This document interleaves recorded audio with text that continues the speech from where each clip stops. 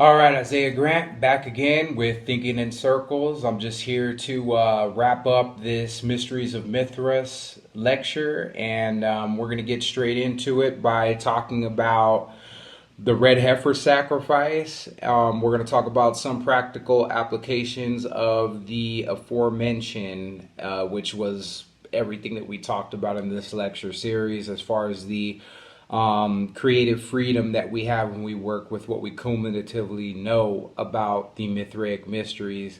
And this basically delves into the main thing of self-sacrifice, you know, the main idea around that and how it will actually free up psychic libido that you can use elsewhere. And pursuant to basically the fact that this deals with freeing up of psychic libido and the reallocation of such into other endeavors, what we're dealing with is not only transformation through self-sacrifice, which is we all could just like generally know what that is though, but we're dealing with resolution of complexes at the end of the day. And this is a really big theme that I want to approach in another lecture. And the next lecture that I come up here with is going to be on the ideas of psychological complexes, as it will link very well as a next project after this here to for you guys to come and look at and actually gain something from. But long story short, if you have not liked this channel, please shoot me a like. If you haven't subscribed, please subscribe. If you want to support this channel, please hit me on CashApp. I'll throw my CashApp up here. And overall, I hope you enjoy what's going to come out of this lecture here. And just know, if you can't pay anything to the CashApp or whatever, I'm going to do my best to keep these videos going because I'm continually doing these studies on my own anyways. And at least if you can't pay, at least pay some attention. That's the main thing at the end of the day here, okay? So we are going to start by looking into the idea of the sacred bull, okay?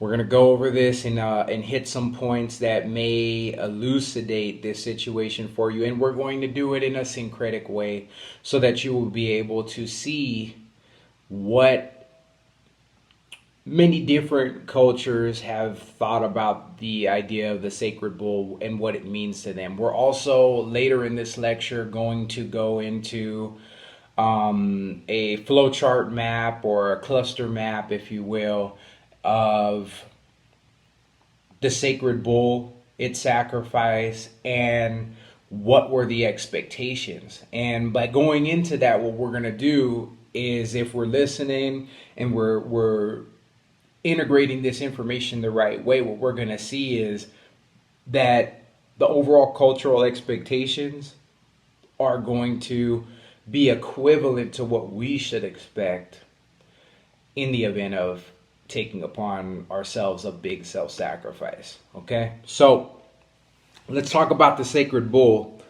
And obviously the sacred bull in Zoroastrianism, once again we have to refer to Zoroastrianism because we're talking about Mithras, who is more a Persian deity than anything else. Okay, and that sacred bull is Gaveovadata, and also known as Goeshurvan. Okay, and we're not really told the name of the bull, which one it was in the Tauroctony. However, we can look at these bulls across the board in order to understand a little bit more about what we're looking at in the Tauroctony myth. Okay, so just to open it up, cattle are prominent in some religions and mythologies. As such, numerous people throughout the world have at one point in time honored bulls as sacred.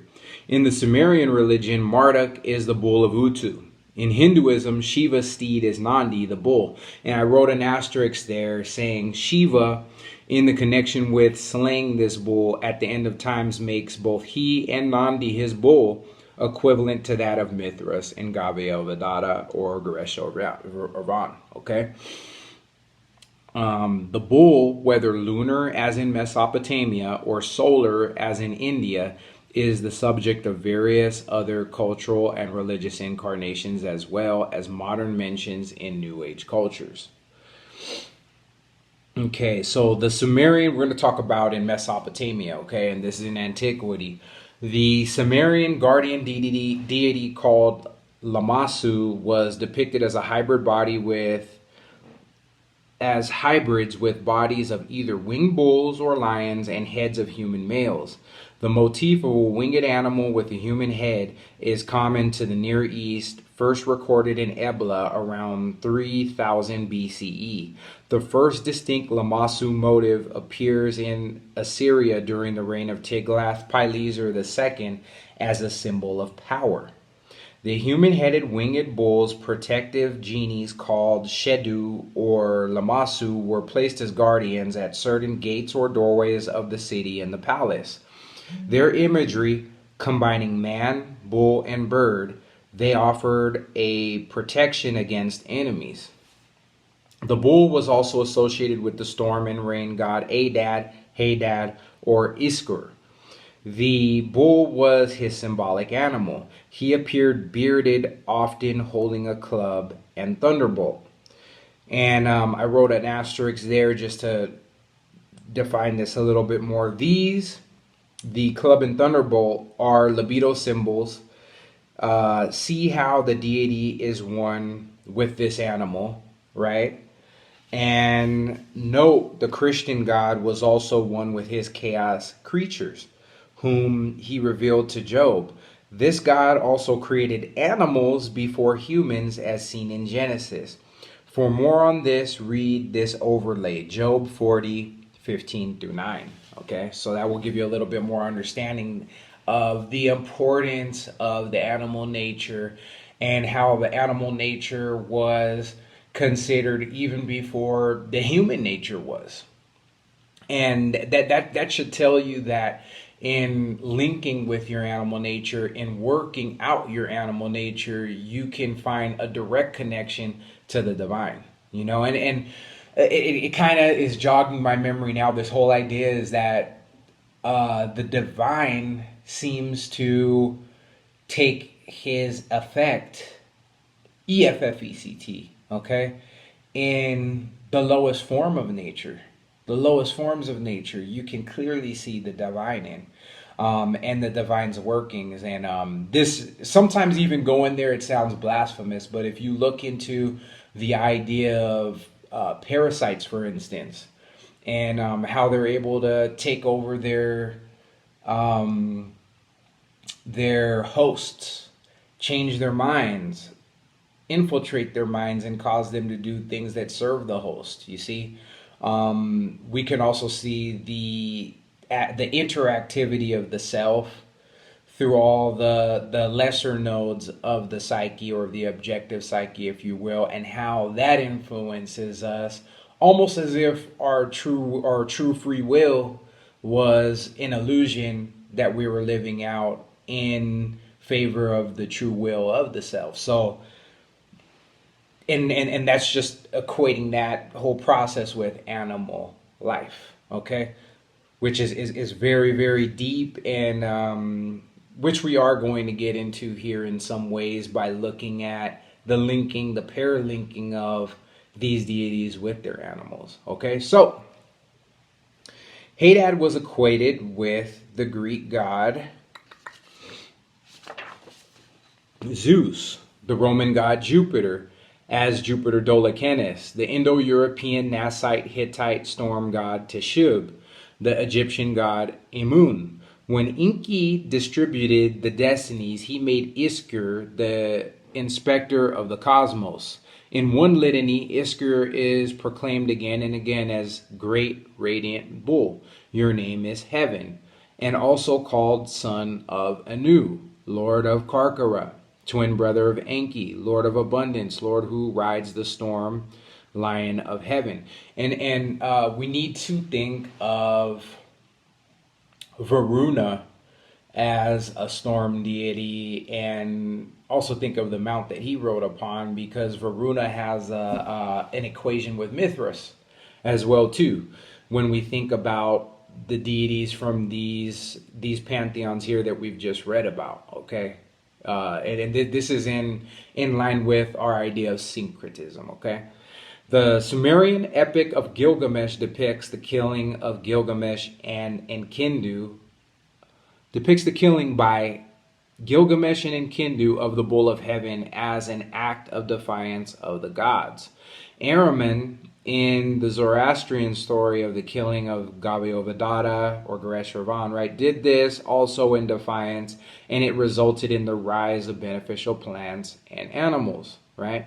So we're seeing the metadata underlying these bull slaying incidents, and also seeing that the sacrificer is the sacrifice in a lot of these stories, whether it's amply shown or whether it's hidden. Okay, so now in ancient Egypt, multiple sacred bulls were worshipped. A long succession of ritually perfect bulls were identified by the gods' priests, housed in the temple for their lifetime, then embalmed and buried.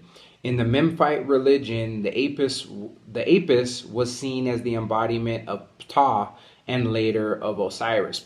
Ptah is a creator deity and is a mercurial deity. Okay, some of the Apis bulls were buried in large sarcophagi in the underground vaults of the Serapeum of Saqqara, which was rediscovered by Auguste Mariette in 1851.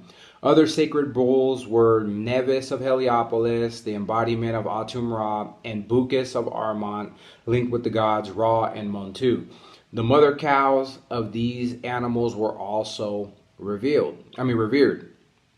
Ka in Egyptian is both a religious concept of life force and power. Okay, we see again more likening of the sacred bovine with what and who is usually depicted as a human deity. Okay, and Ka also is the word for bull, and this is the Egyptian equation which then shows the bull to be as much of a libido symbolism as Mithras himself in the Persian-inspired Tauroctony imagery. Andrew Gordon, an Egyptologist, and Calvin Schwab, a veterinarian, argue that the origin of the Ankh is related to two other signs of uncertain origin that often appear alongside it: the Wa scepter representing power, dominion, and the Jed pillar representing stability. According to this hypothesis, the form of each sign is drawn from a part of the anatomy of a bull. Like some other hieroglyphic signs, they are known to be based on body parts of animals. In Egyptian belief, semen was connected with life and to some extent with power or dominion. And some texts indicate the Egyptians believed semen originated in the bones. Therefore, Calvin and Schwab suggest the signs are based on parts of the bull's anatomy through which semen was thought to pass. The Ankh is a thoracic vertebra. The Jed is a sacrum and lumbar vertebrae, and the Waz is the dried penis of the bull. So the fact that we have reference to the phallus of the bull, the phallus is a libido symbol. So with it, between the argument of these two individuals, we find that they boil down their attribution of what this bull is to a libido symbol. Okay, and which is very, very, very, very, very important, because we've also just saw that in the myth of a whole nother culture, you know, in Roman and Greek culture. Okay, we just saw that. Okay, so as we're going through these, it sounds like a lot of repetition, but what it's going to do is we're circumambulating one symbol, okay, which is the sacrifice and the sacrificer, which are the same, okay? And what we're doing is we're looking at it and we're bringing out the value, okay? We're bringing out all the value so that we can know what this is for us, okay? So Now that we're done with Egypt, we are going to Iran, okay? So to Iran. The Iranian language, texts, and traditions of Zoroastrianism have several different mythological bovine creatures. One of these is Gaviovadata, which is the Avestan name of a hermaphroditic uniquely created, which is where you get the Avel data, cow, Gav is the word, and it's one of Ahura Mazda's 6 primordial material creations that becomes a mythological progenitor of all beneficial or beneficent animal life. Another Zoroastrian mythological bovine is Hadeans, a gigantic bull so large that it could straddle the mountains and seas that divide the 7 regions of the earth. This hails back to Behemoth in biblical lore, okay? On whose back men could travel from one region to another. It was almost like as if this bull was a highway to the destination. And if you think about your sacrifice as a highway to a destination, I'm getting rid of this or I'm removing this, way of thinking or whatever, no matter how hard it may be moving ahead, I'm doing so that I can get to my destination in a quicker way. This is another metaphoric way of actually tearing this apart and looking at this, okay? So in medieval times, Hadeans also came to be known as Shrisak, Avestan Thriseok. 3 burning places is what that means, okay? Which derives from a legend in which 3 great fires were collected on the creature's back. Yet another mythological bovine is that of the unnamed creature in the cow's lament, an allegorical hymn attributed to Zoroaster himself, in which the soul of a bovine, Goeshirvan, despairs over her lack of protection from an adequate herdsman. In the allegory, the cow represents humanity's lack of moral guidance. But in later Zoroastrianism, Goeshirvan became a yazada representing cattle. The 14th day of the month is named after her and is under her protection. Now, the fact that this is linking the cow to humanity's lack of moral guidance, or let's just say morals, period, right? You can see that your animal nature and its exploits, okay? And let's put CF, also C, Mithras, wrestling of the bull, right? And pinning the bull, putting the bull into a pen, and the fact that this bull continued to get away, right? And then needed to be sacrificed, okay? We can look at that as moral obligations that you have due to certain laws that are written on the inside of you, and due to your animal nature, which many times may conflict, that you end up acting out without really thinking about it, and let's say now you face a moral consequence, you see.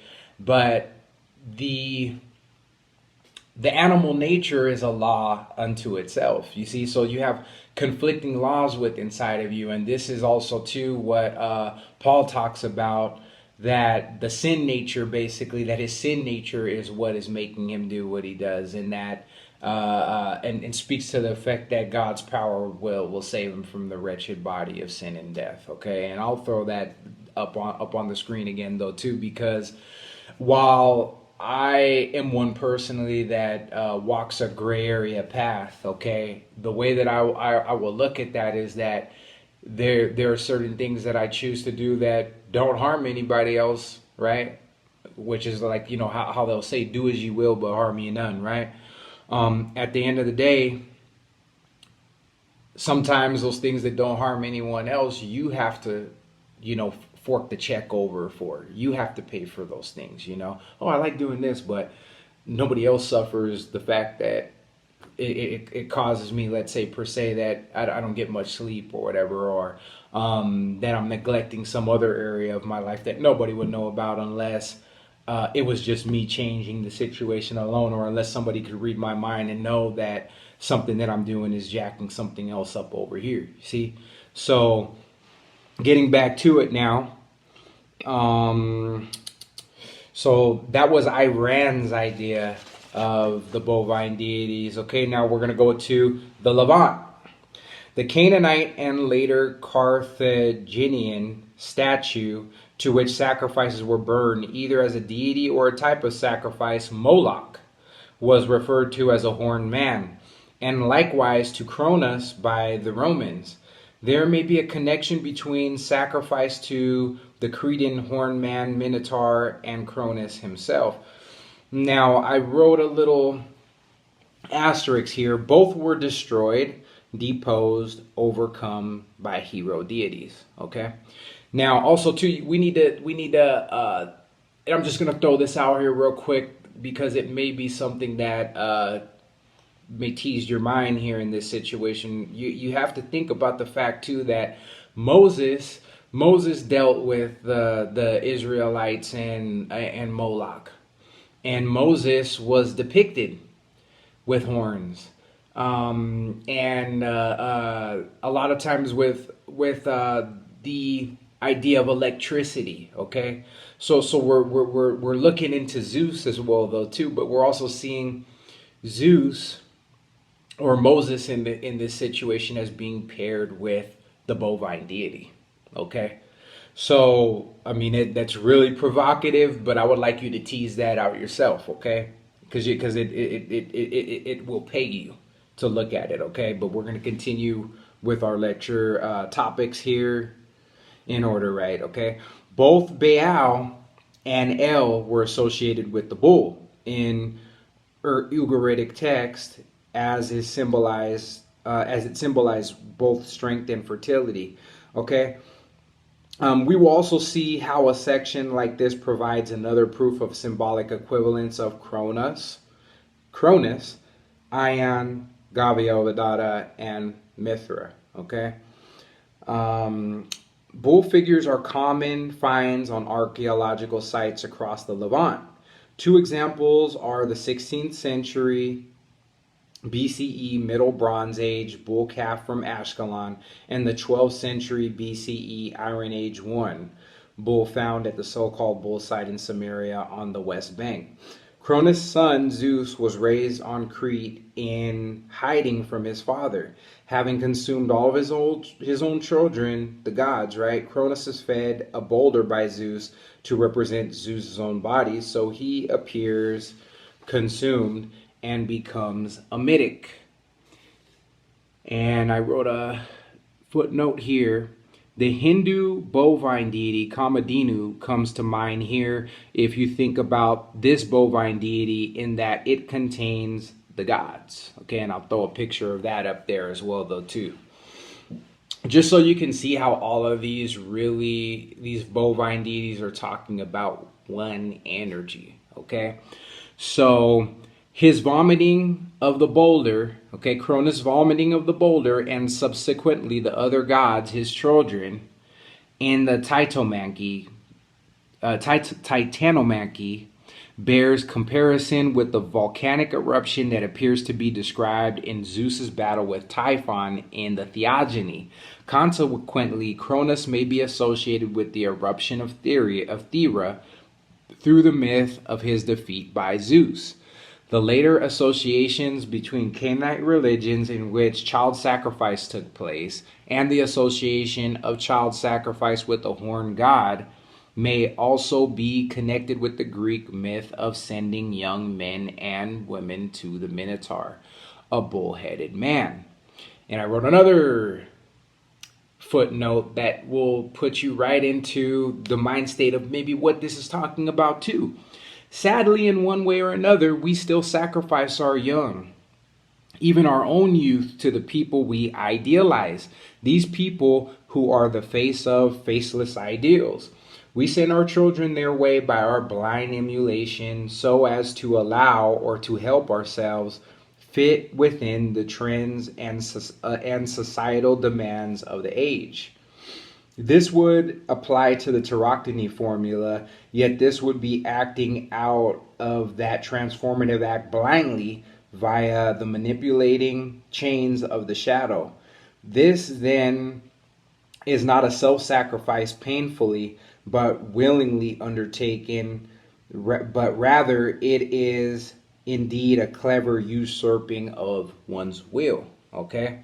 So, much later in Abrahamic religions, the bull motif became a bull demon or the horned devil in contrast and conflict to earlier traditions. And just with that line right there, we can see this in the tarot card of the Hierophant, okay? And then we can also look at the devil card, which with both mimic the same hand gestures, and the cards are pretty much imitations of one another, okay?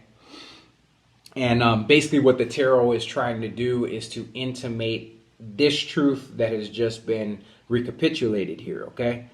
So the bull is familiar in Judeo-Christian cultures from the biblical episode wherein an idol of the golden calf, and it's called Ogel Hazeb, okay, is made by Aaron and worshipped by the Hebrews in the wilderness of the Sinai Peninsula. And that's in the book of Exodus.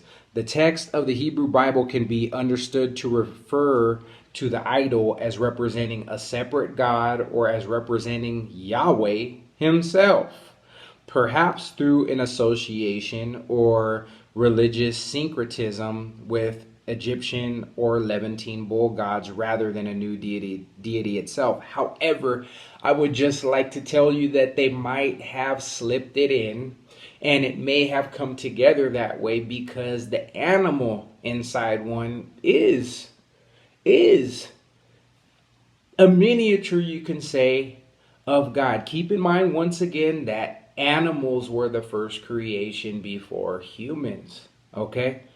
And that they were the first of God's ways, as it said in Scripture. You know what I mean? The first of God's ways. So, the fact that that is so, and that is written in quote unquote doctrine, we must look at that as pointing a finger back to our animal nature, that either we're serving an idol, okay, and you know when you're serving an idol within your own animal nature, or it could be that you are serving the God of all gods himself with a capital S.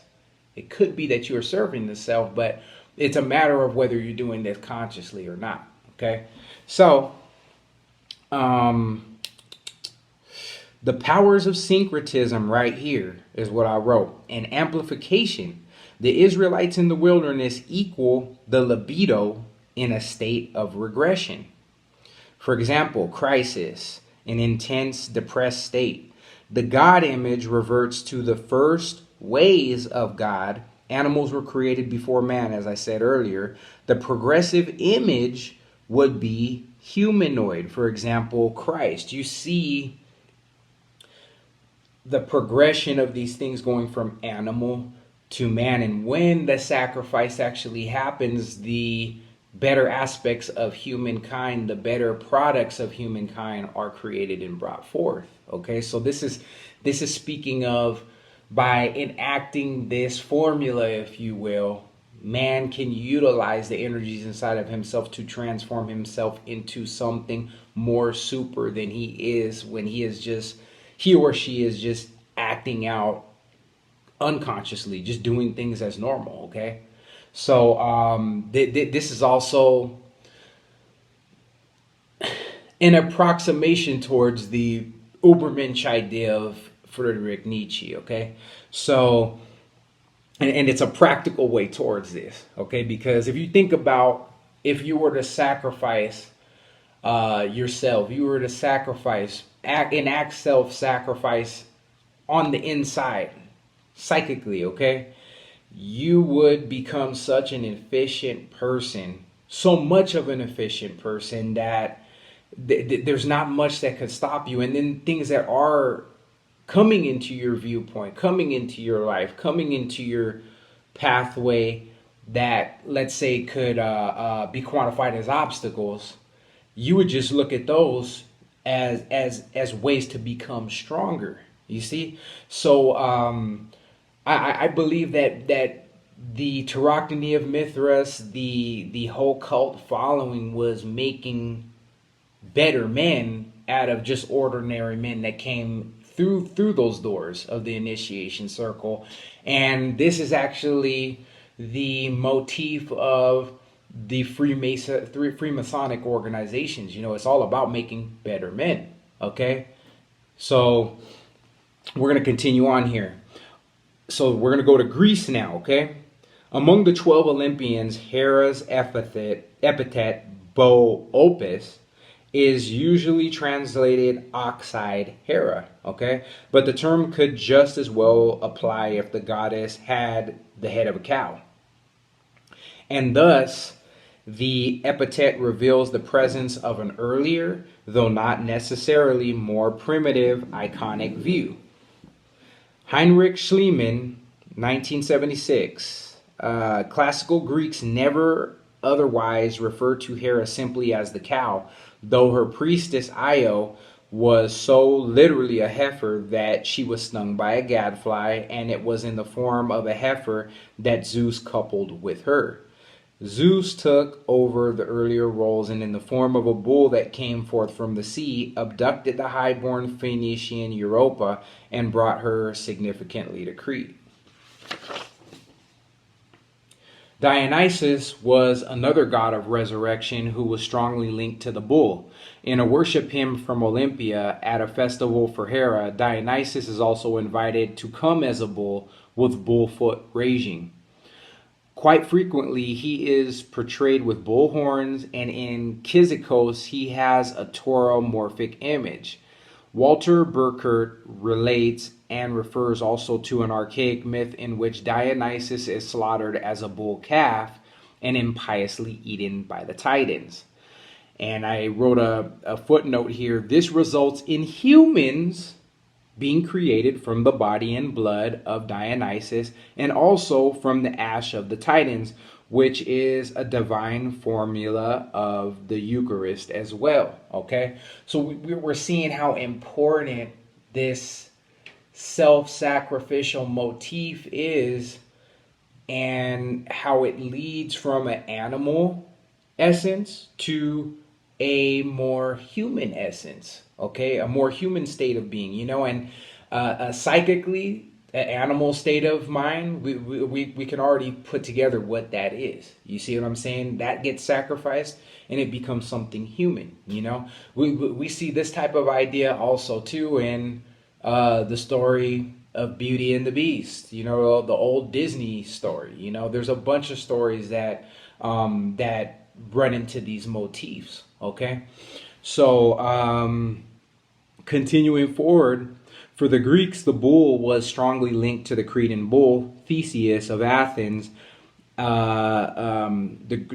about that. We're going to go back. For the Greeks, the bull was strongly linked to the Cretan bull, Theseus of Athens, had to capture the ancient sacred bull of Marathon. The Marathonian bull is what it was called, right? Before he faced the Minotaur, Greek for bull of Minos, who the Greeks imagine as a man with the head of a bull at the center of the labyrinth. Okay, and see, there's a footnote here.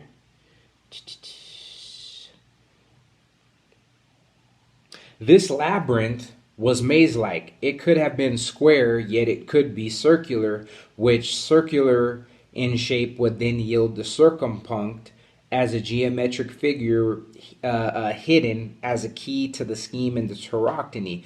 The point, the Minotaur, is the ego, and the circle is the self.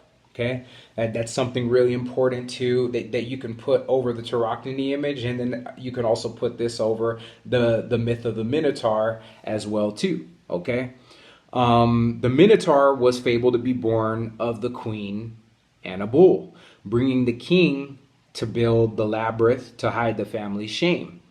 Living in solitude made the boy wild and ferocious, unable to be tamed or beaten.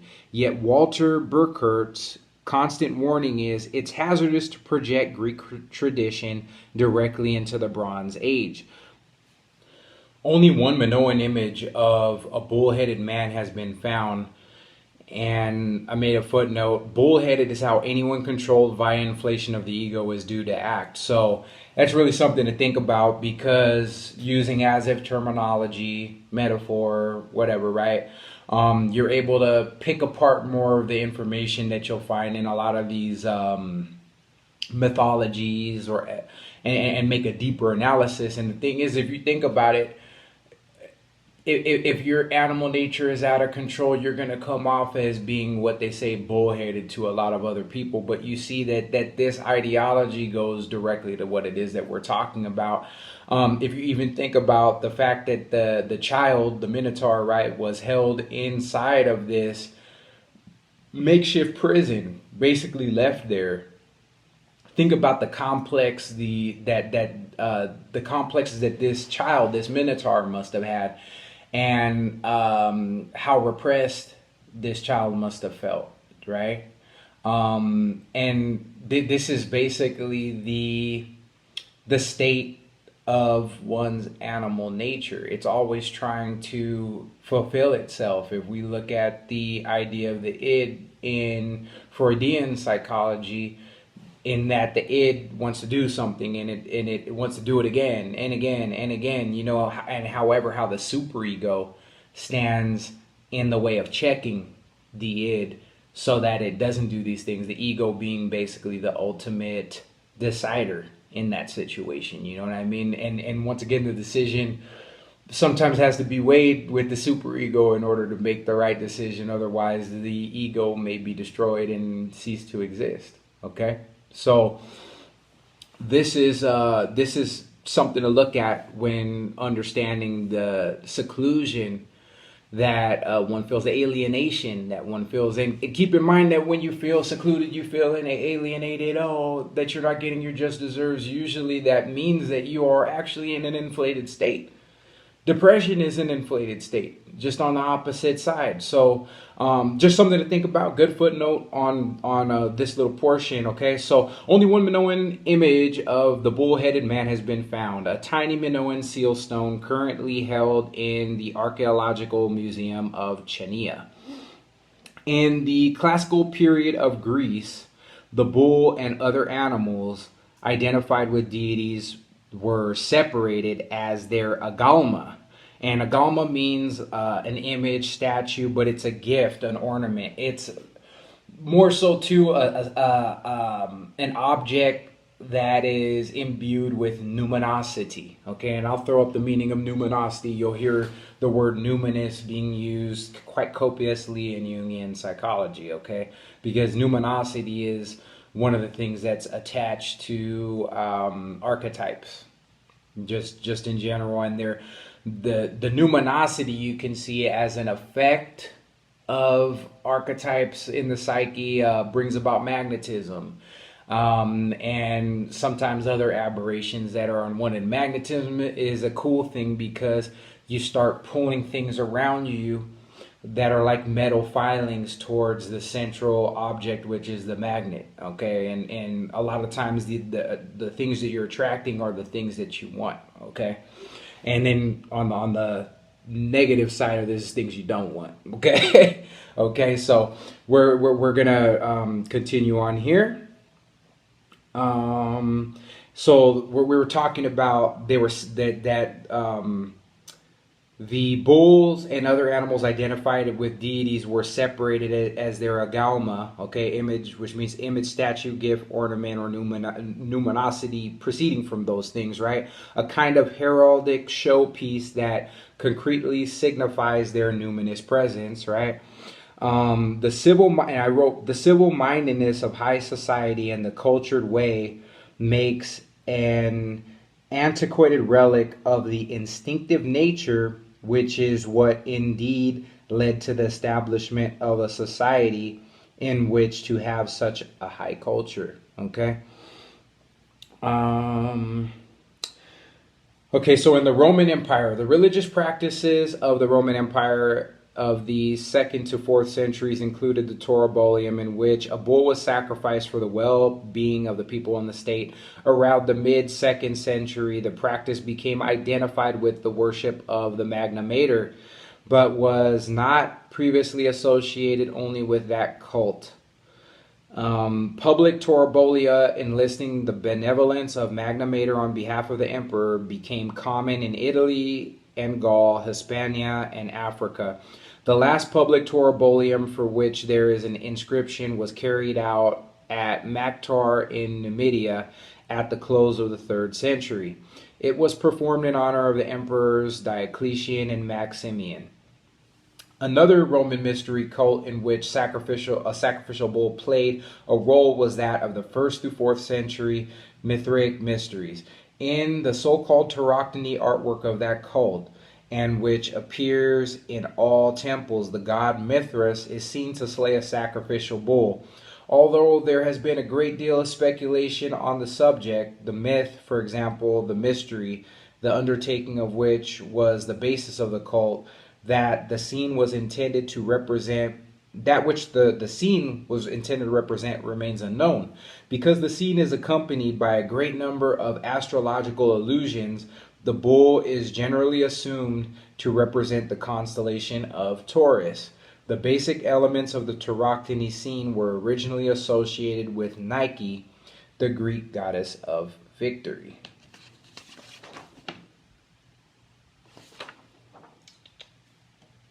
Okay. So Macrobius lists the bull as an animal sacred to the god Nito or Nito, possibly being sacrifices to the deity.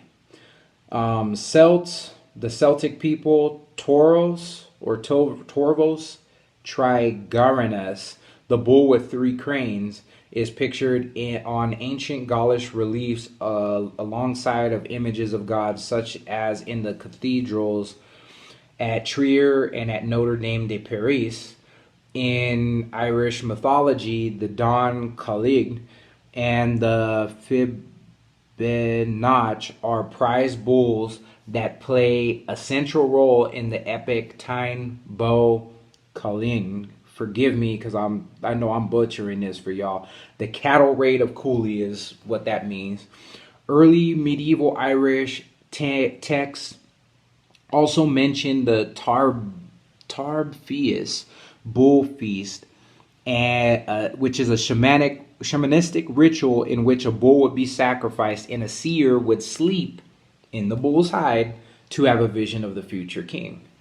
And what is the king's role? Is administrating justice, law, rule, and being the health, if you will, of the kingdom, right? So in order for, let's say, this sacrificial act to happen, and then for the seer to go and do this, a seer being some sort of a magician, okay? This also tells you a little bit about what self-sacrifice does. It gives you a vision of something that is emerging into your realm of particular influence or particular environment. It represents that you're going to see what this new rulership brought about by the offsetting of certain behaviors, if you will, or the resolution of certain complexes, because we got to get into complexes on the next video, okay? So that we can dive deeper into the power behind the method that is in place within the Tauroctony and its imagery, what is encoded into this, okay? So I wrote to note the reference of the bull and the king. These link factors preside as the expected effects of the slaughter of the red heifer. In Israel, the coming of the new temple and the return of the Christian Messiah and arrival of the Jewish Messiah, okay? All right, so let's go to the next page here.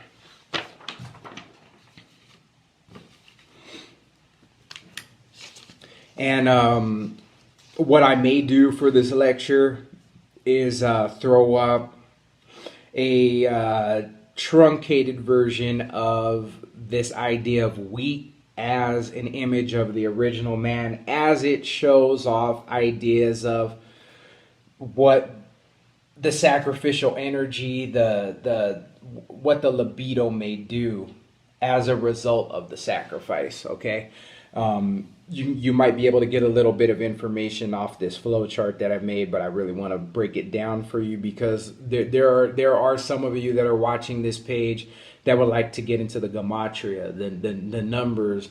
There are some that would go to sleep watching this if I was to do an expose on something like that, you know. But my goal is to be able to reach all of you, and what I plan on doing is making shorter videos, just getting into the number theory because I love that stuff, but it's an acquired taste. Okay. And I will show also too something that shows an equation with the deity, also the bovine sacrifice, and how the release of the regenerative energy of the libido, right, is connected with the idea of the deity being archetype as well. You see what I'm saying? And that they're all central on the event of conscious self-sacrifice. Okay, so that's something really that I'm gonna want to put up there, and maybe throw a short audio treatment on that. So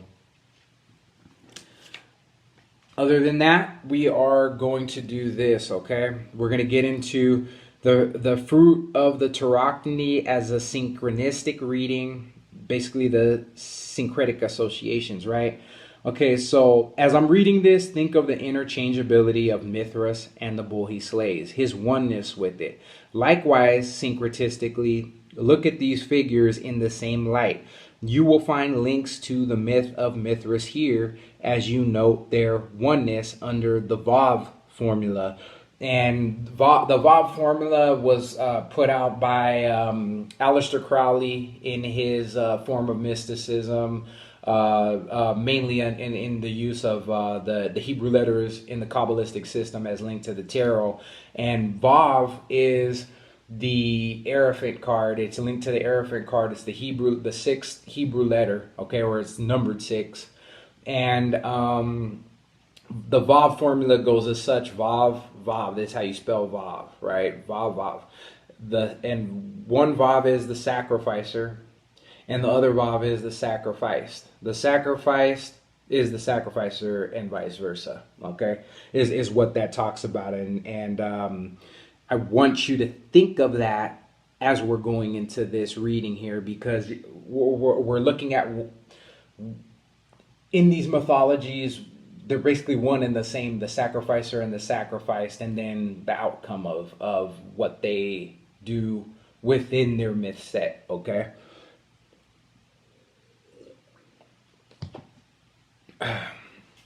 So we're going to look at Achilles. He was said to be the father of the sirens and several nymphs and other offspring. Achilles was able to change his shape, and in the form of a bull, he wrestled Heracles for the right to marry Deianira, but lost. For example, the war against the shadow and the right to wed the anima, progression of individuation by contest against the repressed aspects of personal life, for instance, and the overcoming of such. This type of myth is a hero myth, the same type that carries the idea of battling a dragon and saving the princess. They basically carry the same meaning, okay? And wedding the anima is just integrating or gaining an even footing with such, which is the motif of equilibrium, okay? Which is what we're all headed for, or vying for, trying for, in all of the religious and psychological disciplines, okay? So the next one is Apis, okay? Apis, the son of Hathor, is a primary deity in the pantheon of ancient Egypt.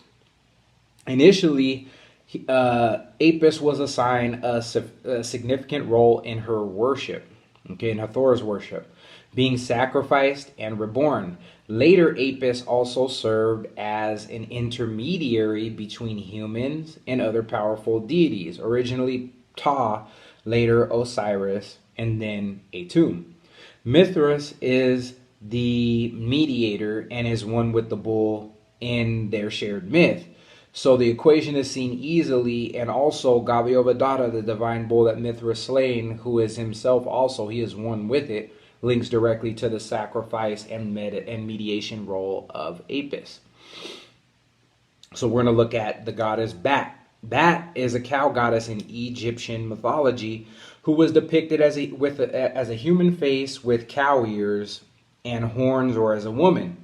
By the time of the Middle Kingdom, after the unification of the Lower Egypt and Upper Egypt, her identity and attributes were subsumed within that of the goddess Hathor. Okay, so we're seeing how the equation of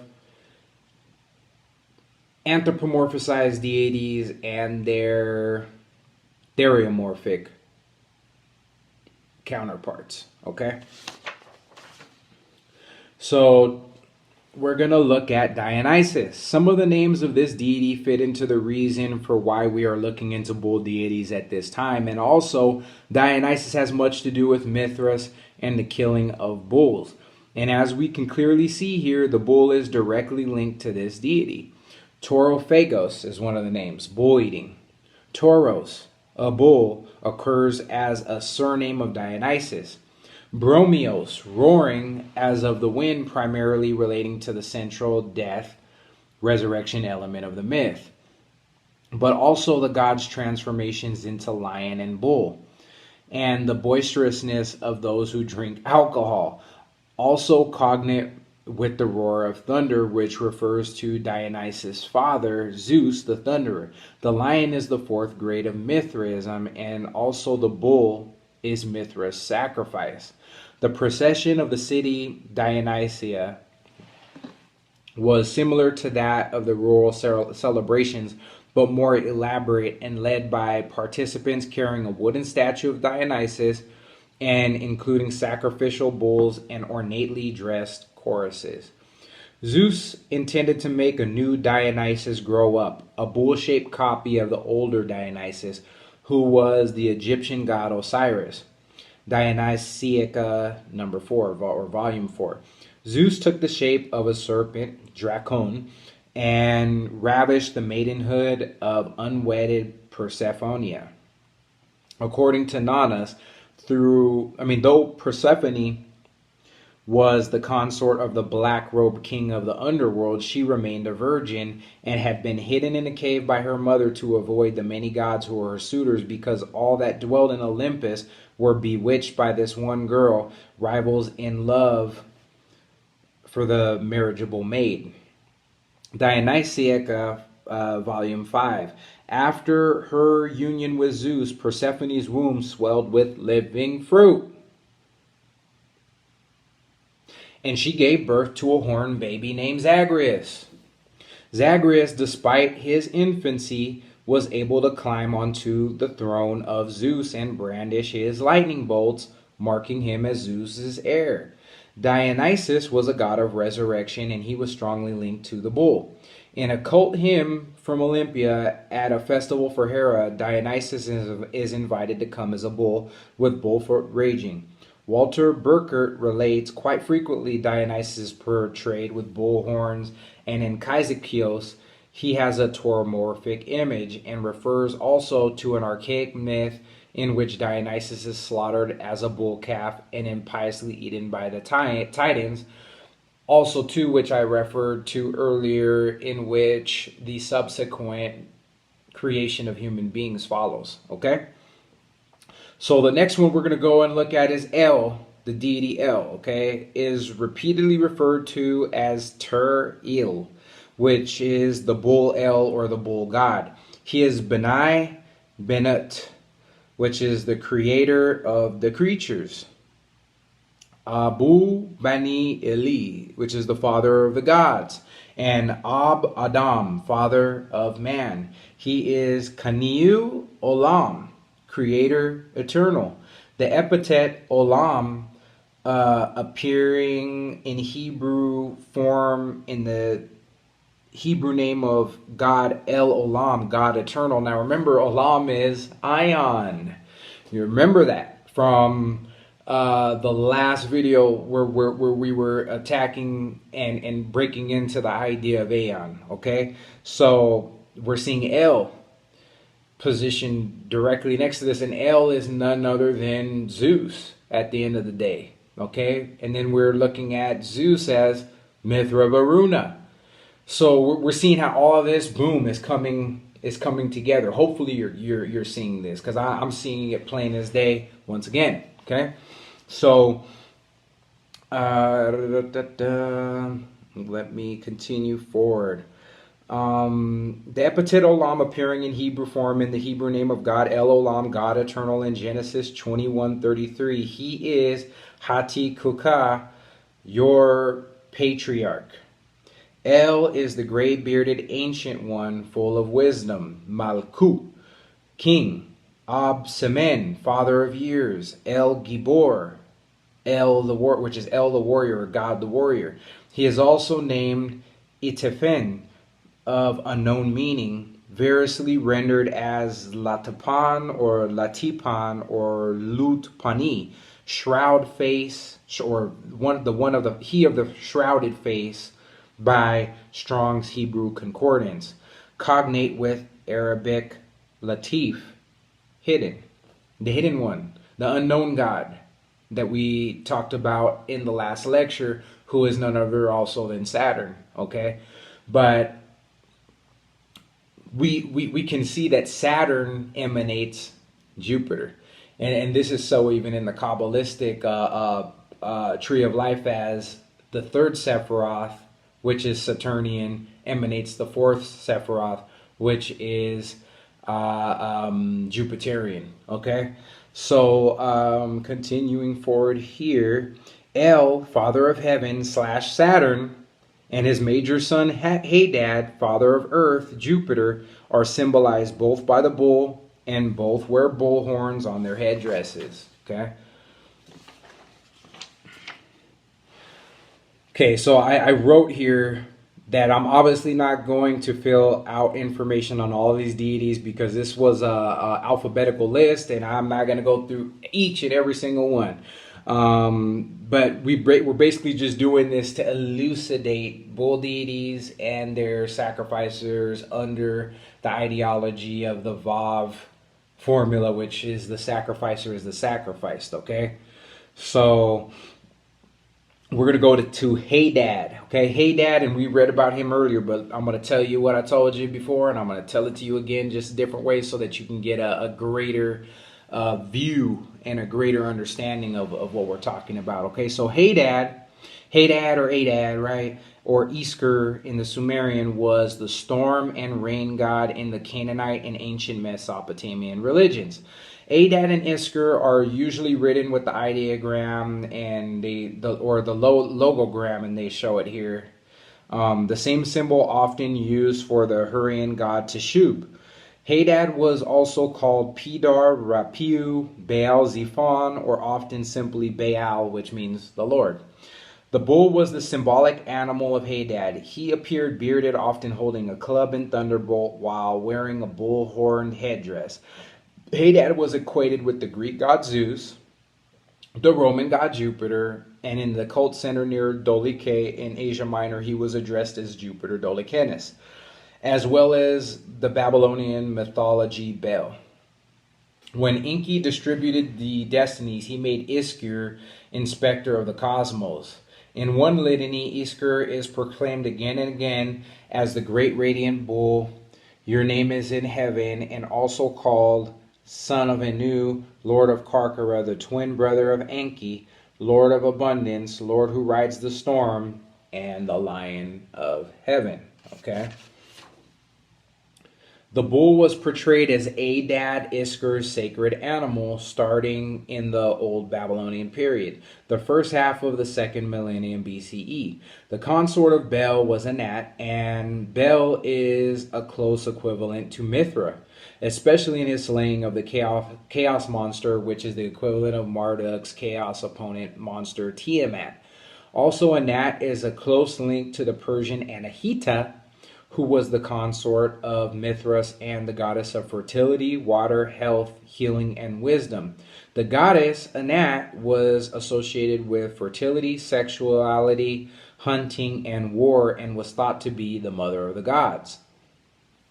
So Hera is often referred to as cow-eyed and as a mother goddess, and also being connected to the iconography of the peacock. We have her linked here with Argos Panoptes, the 100 or 1,000-eyed watcher of Io, who Hera sends to keep watch over Io so that Zeus would not cheat on his wife Hera with the human woman Io, who in this myth is transformed by Hera into a cow. The cow is linked obviously to Gaviovadata, but also since Mithras is one with his sacrificial bull, we have many links to the Persian myth via the Greek mythos. Okay, so Isis is the next one that we're going to go to. Isis was a major goddess in the Egyptian religion whose worship spread throughout the Greco-Roman world. Isis was first mentioned in Old Kingdom 2686 through 2181 BCE as one of the main characters of the Osiris myth, in which she resurrects her slain brother and husband, the divine king Osiris, and produces and protects her heir Horus, his heir Horus. She was said to protect the kingdom from its enemies, governing the skies and the natural world, and wield power over fate itself.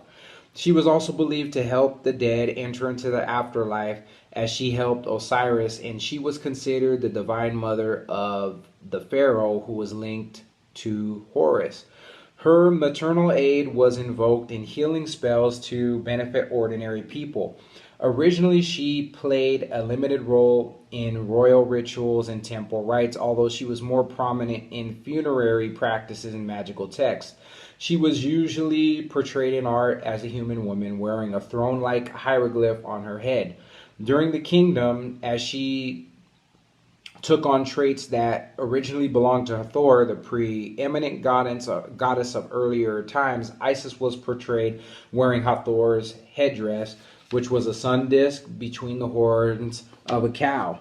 Isis, as a lunar deity and also containing bovine aspects of Hathor, link her via iconography to the Sitra of the cow/bull Gaviovadata, which was taken up to the moon for purification and reissuance. So Kamadinu is the next one we're going to look at. Kamadinu, also known as Sarabi, is a divine bovine cow goddess described in Hinduism as the mother of all cows. She is a miraculous cow of plenty who provides her owner whatever they desire, and is often portrayed as the mother of other cattle. In iconography, she is generally depicted as a white cow with a female head and breasts, the wing of a bird, and a tail of a peafowl or peacock, right? Or as a white cow containing various deities within her body.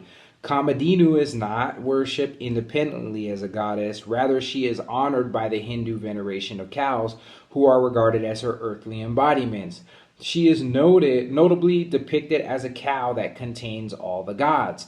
Her four legs represent the Vedas. Her horns represent the triune gods, Brahma, Vishnu, and Shiva.